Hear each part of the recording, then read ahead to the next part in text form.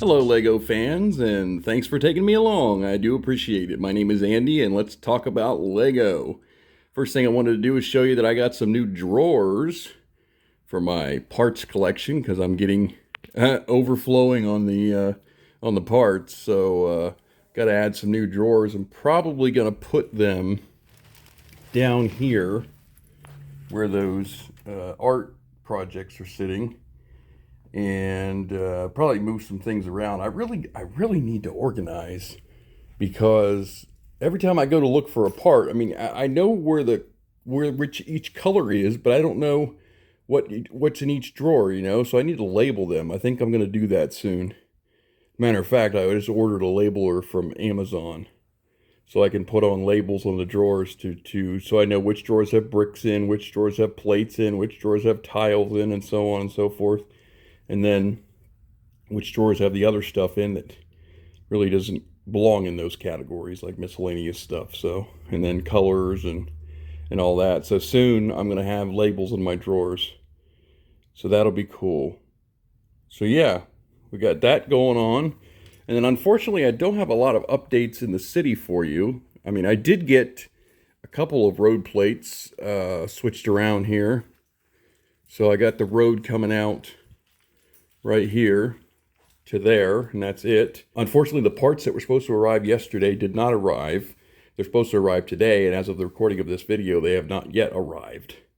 So there's that, unfortunately. But I did want to do some explaining to you guys today because there's a lot of confusion and perhaps even objection to me adding them studs in on the road. And I'd like to explain to you why I did that. And the explanation is kind of simple, but it's kind of not. So the main reason is because of this hangover right here. See how this is hanging over the platform about 1.25 inches or so? And the reason for that is because the way that this train track laid out here. Let me show you. Like basically when I put these on here first, I had them even with the platform here, there, and then this was sticking in a little bit farther, and then there was a certain amount of space in between here and here. So that was fine. But then when I got down to here, I wanted to put 3.5 buildings in between here and here, and that brought this part of the tracks over to here and left like 5 inches, which is a half of a base plate, which is what it should be here on the edge. But then when I went down here again, there was more than 5 inches of space. So it was crooked. The tracks were going like on an angle. So I had to push this out in order to make it even, to make 5 inches right here as well for a half base plate. So that pushed everything here out. So then when you go across here, it's basically like taking, like say there was a plate already in here and it was all connected together. I would just be taking that and pulling it this way, creating a gap down there. And that's where the extra studs come in. So it's not like I chose to do that. That's just how it came out, unfortunately.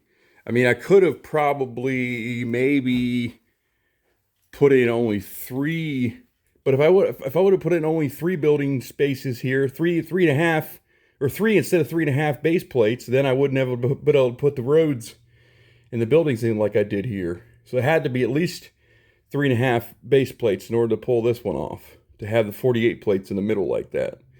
So it was better off to do it that way.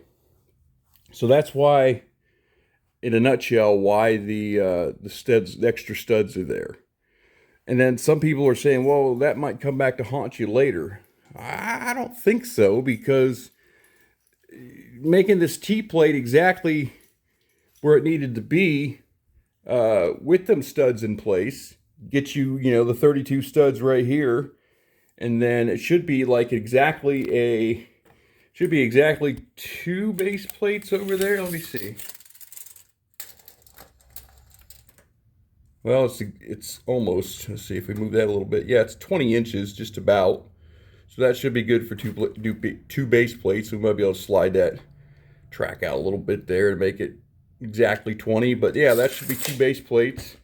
So you got 1, 2, 3, 4, and then the tracks on each side, half and half, makes 5 base plates for 50 inches. So that comes out exactly right.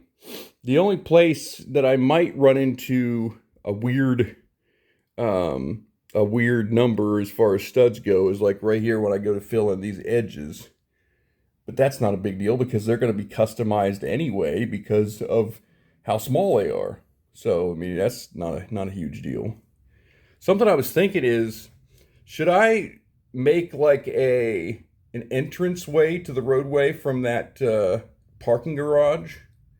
Or does it look okay as it is? I mean, I probably shouldn't put barriers there, bike lane barriers, because that would look dumb. You wouldn't be able to go drive through those.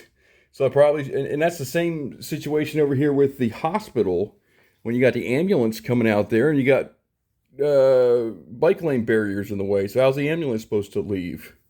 So I don't know if I should put some kind of roadway or some kind of, tiled roadway or something there to make that look more realistic. What do you guys think? Let me know in the comments. So other than that, I really don't have a whole lot of updates, like I said, because my parts didn't arrive, so I couldn't build any more road plates, which I wanted to get the road plates built all the way out to here and start working on this railroad crossing. But I mean, I guess I could do the railroad crossing without the roads, obviously. But, oh, you know what? I did add something over here. I did add my railroad crossing gates and lights there. What do you think about those?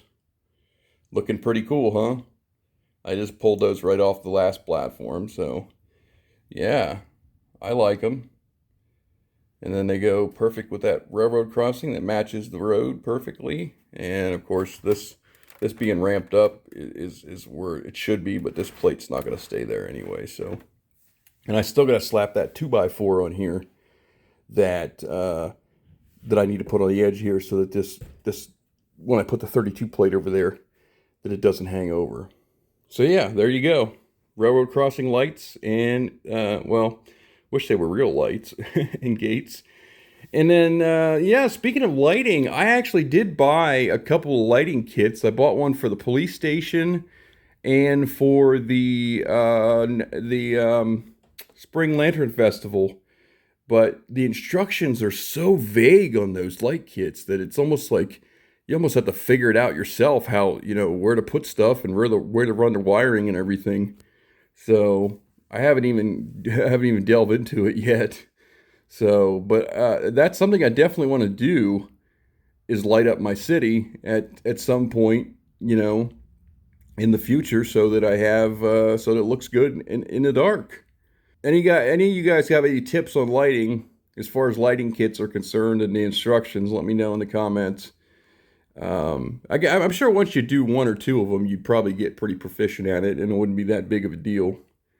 But something else I've also got to work on is my train station, and well, just the train station, because I'm going to do a rebuild on the train station, modify it a little bit, make it a little bit wider, a little bit lower to match up with the elevated platform there. So I got that to do, and obviously my roadways here, and well, there's a lot of other stuff to do as well. We got the beach area out here and the amusement park that needs to be sorted out and laid out as far as where it goes and all that stuff. So, but I think I'm rambling on now. So that is pretty much all I have for you guys today. I wanted to give you an update of some kind, even though I don't have much to update, but I also wanted to explain that stud thing. So there you go. Until next time, please take good care of yourselves. Have a wonderful day or night, and I'll talk to you soon.